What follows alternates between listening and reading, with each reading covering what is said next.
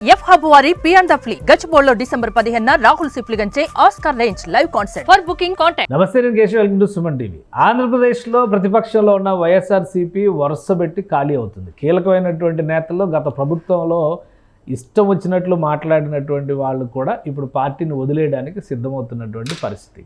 ఒకరి తర్వాత ఒకరు. అవంతి శ్రీనివాస్ రాజీనామా చేశారు. ఆ తర్వాత గ్రంథి శ్రీనివాస్ పేరు వినిపిస్తోంది. ఇంకా ఈ జాబితా పెరుగుతుందనేటువంటి సంకేతాలు స్పష్టంగా కనిపిస్తున్నాయి. అసలు ఏం జరగబోతుంది ఏపీ పాలిటిక్స్లో? ప్రధానంగా వైసీపీ ఖాళీ అవుతున్న తీరు దేనికి సంకేతం? ఈ అంశాన్ని విశ్లేషించే ప్రయత్నం చేద్దాం. మనతో పాటు చంద్ర శ్రీనివాస్ గారు, పొలిటికల్ అనలిస్ట్. శ్రీనివాస్ గారు నమస్కారం. నమస్కారం. ఎవరు ఊహించలేదు, ఎందుకంటే చాలా close quarter of YSRCP, Jaganmohan Reddy గారి ఆర్మ్డ్ సోల్జర్స్ అని చెప్పుకున్న వాళ్ళు వీళ్ళందరూ. ఎందుకంటే ఎదుటి వాళ్ళ పేరు చెప్పగానే ఇక ఒళ్ళుపై తెలియకుండా బూతుల దగ్గర నుంచి ఏదైనా కానీ సంస్కారం వదిలేసి మరీ మాట్లాడినటువంటి నాయకులు ఇప్పుడు ఒక్కొక్కరు బయటకు వచ్చేస్తున్నారు. పైగా రివర్స్లో జగన్మోహన్ రెడ్డి మీద నిందలేస్తున్నారు. సో ఏంటి అసలు సంకేతం? ఏం జరుగుతుంది పార్టీలో? ఇవన్నీ చూస్తుంటే అండి కేశవ్ గారు, స్వయంకృతాపరాధం అన్నట్టు. మీరు అన్నట్టు వాళ్ళు ఇది లేకుండా తెలియకుండా ఇష్టం వచ్చినట్టు ఆయన యొక్క ముఖస్థితి కోసం కావచ్చు, ఆయన యొక్క గుడ్ లుక్స్లో ఉండడానికి ఎప్పుడు కూడా ప్రయత్నం చేశారు వీళ్ళందరూ. చేసిన బాహాటంగా మీరు అవంతిని చూశారు. అవంతి ప్రజారాజ్యం నుంచి ఆయన ప్రస్థానం, తర్వాత టీడీపీ ఎంపీ అయ్యాడు, తర్వాత ఇప్పుడు వైసీపీ నుంచి విద్యా సంస్థలు నిర్వహించే ఆ వ్యక్తి, తర్వాత వైసీపీలో పూర్తి స్థాయిలో చాలా ఆయనకి వ్యతిరేకత వచ్చింది. ఆ పరిస్థితుల్లో అటువంటి వ్యక్తులు ఉత్తరాంధ్ర నుంచి వెళ్ళిపోతే తర్వాత ఇంకా బొత్స మొన్నటిదాకా ఆయన ఆత్మీయ ఆలింగనం తర్వాత పవన్ కళ్యాణ్ గారు ఈయన కూడా ఉంటాడా లేదా చర్చకి జారి ఆయన కూడా ఉన్నారు లైన్లో. మేబీ నెక్స్ట్ ఆయనకు కూడా ఎమ్మెల్సీ ఇవ్వకపోతే వచ్చేస్తారని చెప్పిన సంకేతాలు వచ్చి అందుకే ఎమ్మెల్సీ ఇచ్చారని ప్రచారం జరిగింది. సరే, ఏదైతేనేవి ఇప్పుడు ఉత్తరాంధ్ర మీరు అన్నట్టు ఉత్తరాంధ్ర తుడిచిపెట్టుకుపోయి దాన్ని సమయంలో 1-2 అక్కడ ఎస్టీ నియోజకవర్గాలు, అరకు పార్లమెంటు తర్వాత ఎమ్మెల్యే సీట్లు అట్లా వచ్చి కొద్దిగా ఊపిరి పీల్చుకున్నాయి.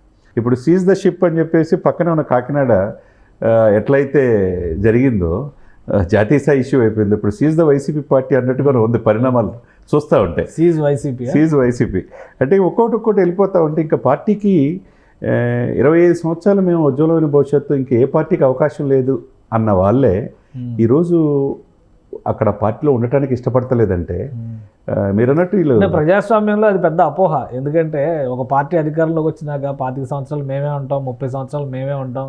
ఆయన పార్టీకి ప్రెసిడెంట్గా శాశ్వత అధ్యక్షుడు అంటేనే కాన్స్టిట్యూషన్ ఒప్పుకోవాలి. కాబట్టి ఒక పార్టీ శాశ్వతంగా అధికారం ఎలా ఉంటుంది? ఉండదు కదా. ఉండదు. ఇస్తారు ఏదైనా కానీ అంటే ఎక్కువగా ఊహించుకోవటం, నేనే అని అహంతో విరవేగటం ఈ రాజకీయాల్లో పనికిరావు అనేదానికి మనం గత 5 సంవత్సరాల పరిపాలన చూసాం. మోనోపోలి, నేనేం చేసినా నేను కుక్కను పెట్టినా గెలుస్తుంది, నా ముఖం చూసి ఓట్లు వేస్తారని అహంతో విరవేగిన మాట వాస్తవమే, ఎవరు కాదని. దానివల్ల ఓడిపోయారు. ఎమ్మెల్యేలు ఇంపార్టెంట్ కాదని ట్రాన్స్ఫర్ చేశారు. ఎక్కడ చిత్తూరు నుంచి వచ్చిన ఆయన చెవిరెడ్డి తీసుకొస్తే ఒంగోలు పెడితే, లేకపోతే యాదవ్ అనిల్ కుమార్ యాదవ్ నర్సాపేటలో పెడితే ఒక గొప్ప వ్యక్తి కృష్ణదేవరాయలు లాంటి వాళ్ళు మిస్ అయ్యారు. ఇప్పుడు ఆయన యంగ్స్టర్ టీడీపీలో వచ్చి పార్లమెంట్ లీడర్ అయిపోయాడు, ఎలివేట్ అయ్యారు. ఇప్పుడు ఎలా ఉందంటే అక్కడ ఎంపీగా ఉన్నాడు, ఇక్కడ బాలశౌరి గారు కూడా అక్కడ ఎంపీగా ఉన్నారు. వీళ్ళ పేర్లు కూడా ఎవరో తెలిసే కావు. ఇప్పుడేమో ఈయన లీడ్ చేస్తున్నాడు, అటు ఆయన లీడ్ చేస్తున్నాడు. వీళ్ళే కదా అప్పుడు అక్కడ ఉంది అనిపిస్తుంది చూస్తాను. అంటే వాళ్ళు రైట్ టైం రైట్ డెసిషన్ అనుకోవాలి సార్. కృష్ణదేవరాయలు గారు నేను 50% పనులు చేశాను నర్సాపేటలో, 50 చేసుకోవాలంటే ఇక్కడే చేస్తానని రిక్వెస్ట్ చేశాడు. కాదు నువ్వు గుంటూరు చేస్తే చేయి, లేకపోతే లేదని చెప్పన్నాడు. ఆయన ఇప్పుడు మీరు అన్నట్టు అద్భుతమైన అవకాశం పార్లమెంట్లో చూస్తున్నాం. అదేవిధంగా బాలశౌరి వాళ్ళ నాన్నగారు రాజశేఖర రెడ్డి గారు ఉన్నప్పటి నుంచి ఈజ్ ఎ ట్రబుల్ షూటర్. కేంద్రానికి రాష్ట్రానికి మధ్య ఆయన సమన్వయకర్తగా ఉండేవాడు. అటువంటి వ్యక్తిని కూడా ఏదో రేవంత్ రెడ్డి గారు అభినందన సభకి వెళ్ళాడని చెప్పి ఆయన్ని మాట్లాడితే ఆయన కూడా హృదయం అర్థమైంది కదా. ప్రతి ఒక్కరికి కేశవ్ గారు ఆత్మాభిమానం ఉంటుంది. కాబట్టి ఆ వ్యక్తిని కోల్పోతే ఇక ఎంపీ కాకుండా ఈ రోజు కీలకంగా 7 మంత్రుల దగ్గర వెళ్ళినప్పుడు నాయకుడితో పాటు ఆయనే చేశాడు. కాబట్టి ప్రాధాన్యత వాళ్ళు సరైన సభలో సరైన నిర్ణయం తీసుకోవటం. ఇకపోతే మీరు అన్నట్టు సార్ ఈ పరిణామాలకు కారణం ఏంటి? ఇప్పుడు గ్రంథి పోవటం భీమవరంలో, ఇక గోదావరి జిల్లాలో 0. ఇప్పుడు వీళ్ళు కూడా పోతే ఇక పార్టీకి దిక్కు కూడా ఎవరు ఉండరు, అంతే కదండి. ఇప్పుడు నెల్లూరులో వేమిరెడ్డి వెళ్ళిపోయాడు. వేమిరెడ్డి లాంటి వాళ్ళు వదులుకుంటే ఆయన భార్య కూడా కాదు. అసలు ఇప్పుడు ఇంకెవరున్నారు లిస్టులో? మేకతోటి సుచరిత పేరు వినిపిస్తుంది, ఇంకా కొంతమంది పేర్లు వినిపిస్తున్నాయి. ఎవరున్నారు? ఇప్పుడు గ్రంథి శ్రీనివాస్ అవుట్ అనేది క్లారిటీ వచ్చేసింది. అవునండి. మొన్నటి వరకు ఆయన జైంట్కి వెళ్ళరు, పవన్ కళ్యాణ్ ఓడిచ్చారు, ఆయన వీరుడు సూర్యుడు అని చెప్పని వీళ్ళే చెప్పారు. సో ఇప్పుడు మొత్తం రివర్స్ అయింది సీన్. ఇంకెవరున్నారు? గుంటూరు నుంచి మీరు చెప్పినట్టు మేకతో మాజీ హోమ్ మినిస్టర్ మేకతోటి సుచరిత. ఆవిడ డెఫినెట్గా బయటకు వస్తుంటున్నారు. ఇక ఆల్రెడీ మోదుగులు వెళ్ళిపోయారు. ఇంకా కిలార్ రోషే గారు అంటారు, ఒక ఉమారెడ్డి గారు అంటారు. ఇకపోతే సుదీర్ఘమైన రాజకీయ అనుభవం, 8-10 వయసు అయింది. టీడీపీలో కూడా మేనిఫెస్టో రూపొందించాడు. అది వైసీపీలో కూడా ఇచ్చేశాడు. ఆయన వైసీపీలో లేలాపిరెడ్డికి ఉన్న ప్రాధాన్యత ఆయనకి లేకుండా పోయింది శాసనమండలి. ఇక అటువంటి వ్యక్తే ఆయన కూడా త్వరలో బయటకు వస్తాడని చెప్పి తెలుస్తుంది. రోషే గారు వాళ్ళ అల్లుడు వచ్చాడు. గుంటూరు ఎంపీ పోటీ చేసిన వాళ్ళ అల్లుడే రోషే గారు వచ్చాడు. ఇక చందు సాంబశివరావు లాంటి వాళ్ళు వైసీపీని వీడిపోయి ఆల్రెడీ ఇప్పుడు టీడీపీలో ఇప్పుడు జనసేనలో చేరారు. ఇక ఇంకెవరున్నారు పార్టీకి అంటే చూస్తే కనుచూపు మేరలో ఎవరు కనపడతలా. నెల్లూరు తుడిచిపెట్టిపోయింది. తిరుపతిలో అసలు ఇప్పుడు లెగిసే పరిస్థితులు లేరు. ఒక పెద్దిరెడ్డి తప్పితే చెవిరెడ్లు లేకపోతే భువన కరుణాకర్ రెడ్లు మొత్తం వాళ్ళ మీద అనేక ఆరోపణల మీద విచారణ జరుగుతుంది. ఇక రాయలసీమలో వచ్చినా అదే పరిస్థితి కనపడుతుంది. ఇప్పుడు పవన్ కళ్యాణ్ గారు రాయలసీమకి వెళ్ళి కడపలో నిన్న జరిగిన పేరెంట్ మీటింగ్కి వెళ్ళాడంటేనే ఇక అక్కడ ఫోకస్ పెట్టాడని మనం అనుకోవాలి.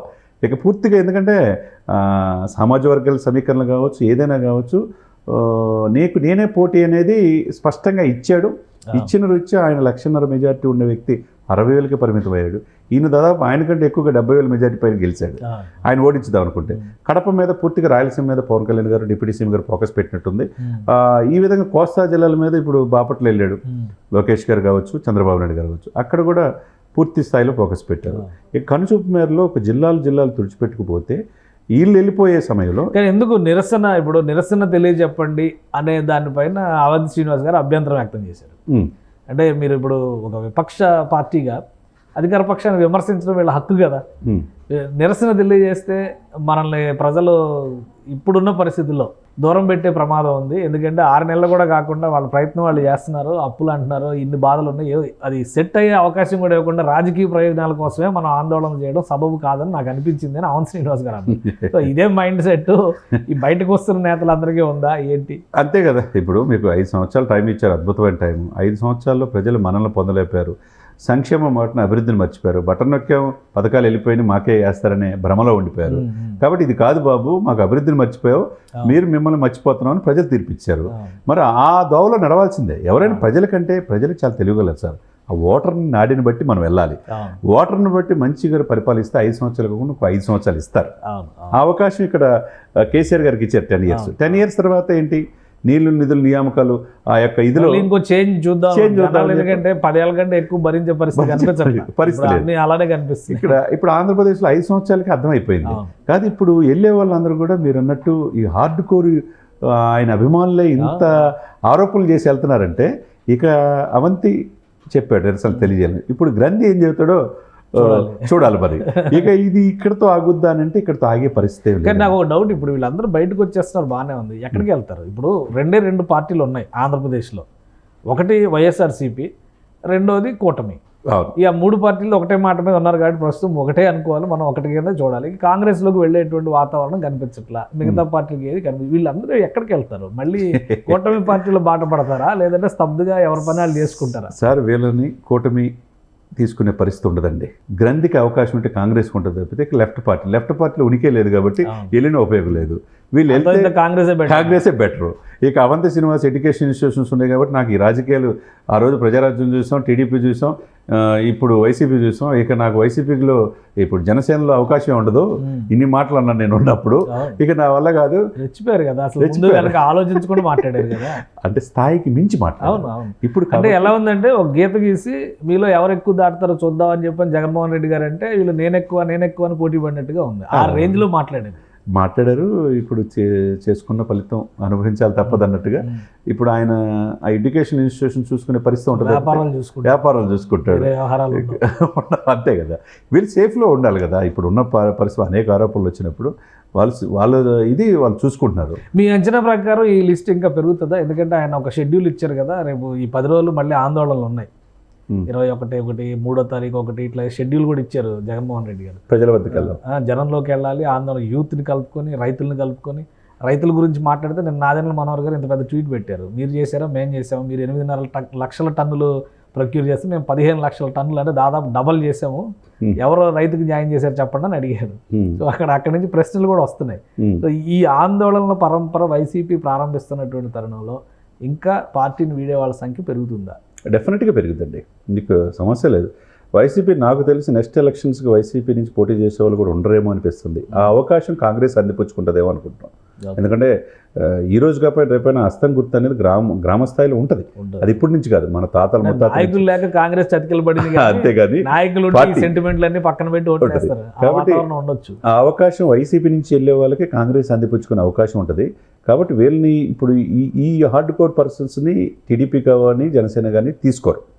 ఉన్న వాళ్ళనే జాగ్రత్తగా చూసుకుంటే చాలన్నమాట. వీళ్ళు మంచి వాళ్ళు చేసిన తప్పులు ఓవర్లోడెడ్ కదా, ఓవర్లోడెడ్.